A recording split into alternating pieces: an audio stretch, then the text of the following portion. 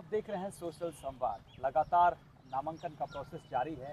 आज हमने देखा कि चाईबासा में जुआ माझी जी ने जो है अपना नामांकन दाखिल किया और बीते दिन जो है गीता कोड़ा ने दाखिल किया। इसी के साथ लोकसभा चुनाव जैसे धीरे धीरे सामने आ रहा है और भी प्रत्याशी जो है और भी पार्टी के उम्मीदवार जो है अपना नामांकन दाखिल कर रहे हैं और सामने भी आ रहे हैं। तो इसी के साथ आज हमारे साथ राइट टू रिकॉल पार्टी से जुड़ रहे हैं, जो पार्टी 2019 में उसका स्थापना हुई थी और उसके बाद जो है दादा लोग सक्रिय हैं इस पार्टी में।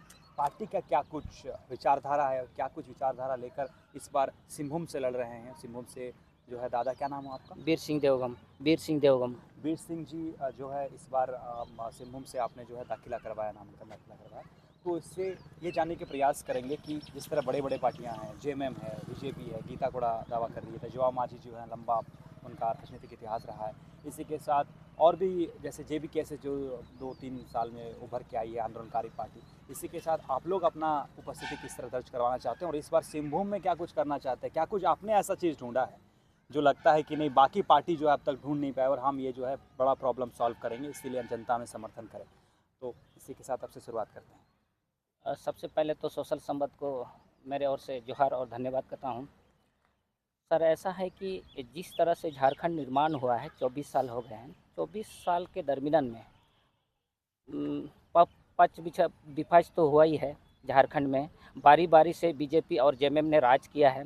आज तक आदिवासी का जो मूलभूत सुविधा से वंचित किया गया है और शिक्षा और स्वास्थ्य पर हमारे राइट टू रिकॉल पार्टी चुनाव लड़ना काम करना चाहते हैं। जैसे गांव-गांव में अस्पताल, इसके बाद स्कूल। आज भी 6000 करीबन पश्चिम सिंहभूम में शिक्षक का माने जगह खाली है, वैकेंसी है। तो हम लोग उस पर अगर हम जनता अगर जनादेश देंगे तो इस चीज़ को हम सबसे पहले काम करेंगे। और हमारे पार्टी का जो मैनिफेस्टो है, हमारे प्रदेश अध्यक्ष महेश कुमार जी इसके बारे में जानकारी देंगे आपको। तो आप ही दादा महेश कुमार? हाँ, नमस्कार, मैं महेश कुमार। आज हमारे उम्मीदवार वीर सिंह जी ने सिंहभूम लोकसभा सीट से नामांकन दर्ज किया है। जैसा भारत में हमको बताना चाहेंगे, एकमात्र राइट टू रिकॉल पार्टी है जो भारत में थानों और अदालतों में भ्रष्टाचार को कम करने के लिए काम कर रही है।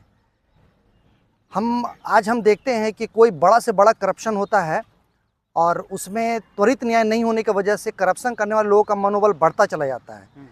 आज जो आप देखेंगे कि मैंने आज अरविंद केजरीवाल हो, चाहे कोई दूसरे लीडर्स हो जो बोलते थे शीला दीक्षित करप्ट है, आज खुद वो जेल में है। तो हम ये नहीं बोलना चाहते कि अरविंद केजरीवाल जी करप्ट हैं, नहीं है, हम वो नहीं बोलना चाह रहे।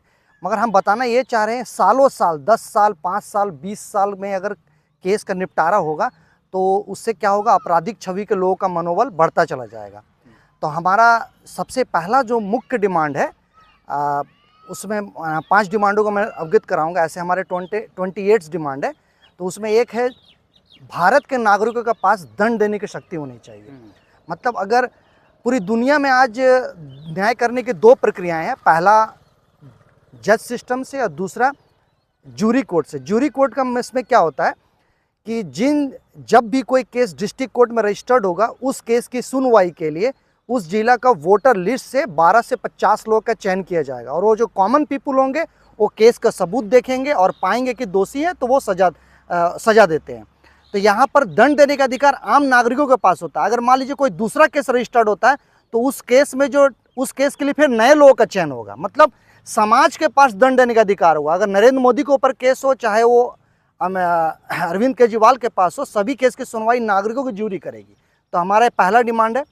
दूसरा जो है, आज हम लोग देख रहे हैं ईवीएम के ऊपर में तो इतने सारे विरोध प्रदर्शन हो रहे हैं और जैसा हम लोगों ने पहले देखा था कि 2011 में सुप्रीम कोर्ट का डिसीजन आया था कि नागरिकों इलेक्ट्रॉनिक वोटिंग मशीन को और ज़्यादा वेरीफाइबल बनाइए।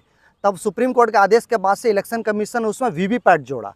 वीवीपैट जोड़ने के बाद में जब एक वोटर वोट डालता है तो वो अपना निशान को देख करके कंफर्म होता है कि मेरा वोट अमुक पार्टी को गया है। मगर 2017 के बाद से ईवीएम के मशीन में, वीवीपैट में 2 प्रमुख बदलाव किए गए। पहला, ईवीएम में जो लाइट जलती थी 15 सेकंड के लिए, वो उसको घटा के 7 सेकंड किया गया और दूसरा, उसमें जो ग्लास था उसको काला बनाया गया। तो हम बोलना चाहते हैं कि ईवीएम में काले कांच की मदद से संभावना है कि कागज़ की वोट की भी चोरी हो सकती है। इसीलिए हम लोग का मांग है कि कम से कम चुनाव आयोग ईवीएम मशीन के साथ बैलेट पेपर का विकल्प के रूप में उपस्थित कराए, जिससे कि जिन लोगों को ईवीएम पे विश्वास नहीं है वो अपना मतदान जो है पेपर बैलेट से करें। मतलब बहुत कम लोगों को ये जानकारी था कि जो है ब्लैक शीशा कर दिया गया है और 7 सेकंड में ब्लिंक करती है। 7 सेकंड में तो कई लोगों को दिखेगा भी नहीं। हाँ। 60-65 साल की जो बुजुर्ग जाते हैं वो तो जानते भी नहीं है 7 सेकंड में कैसे ब्लिंक होगा, और साइड में रहती है तो ध्यान खींचने में भी टाइम लगता है। इसको आप लोगों ने फाइंड आउट किया और इसी के साथ और कुछ चीज़ों पर जो है आप लोग राइट टू रिकॉल कर रहे हैं। हाँ। वो भी बताइएगा। हाँ, हम लोग राइट टू रिकॉल, इसके बाद जो हमारा डिमांड है कि हमारे डिस्ट्रिक्ट लेवल जितने ऑफिसर्स हैं, जैसे हम लोग का जो प्रमुख डिमांड है कि जैसे चुनाव जो होते हैं 3 चरणों में होते हैं पूरे भारत में, लोकसभा, विधानसभा और ग्राम पंचायत।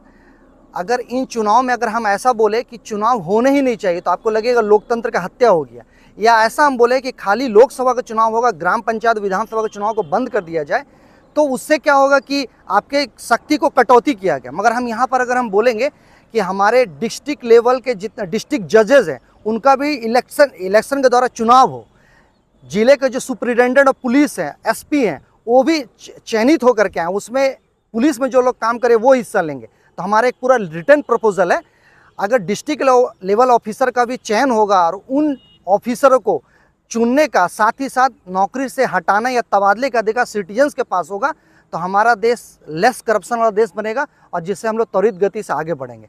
आज के समय ये बड़ा आप लोगों ने अहम बात किया है आपने पार्टी की तरफ से जो मैनिफेस्टो में, कि जो एसपी, डीसी, डीएसपी जो भी रिक्रूटमेंट होती है उनकी जो है आप जनता करे, ये आप लोग का हाँ, हम लोग का मांग है। लेकिन ऐसे में जिस तरह की नेताओं से जो है जब चुने जाते हैं तो पैसे देके जो बहुत ज़्यादा प्रभावित किया जाता है, तो उस तरह की प्रक्रिया में भी प्रभावित किया जाएगा। और कॉम्पिटेंट अथॉरिटी कैसे जानेंगे कि वो जो है कंफर्टेबल है डीसी के लिए, एसपी के लिए, डीएसपी के लिए? देखिए, हम लोगों ने यहाँ पर चुनाव प्रक्रिया में जैसे जज का जब चुनाव होगा तो वहाँ पर वकील जैसे लोग हिस्सा लेंगे। Common people can not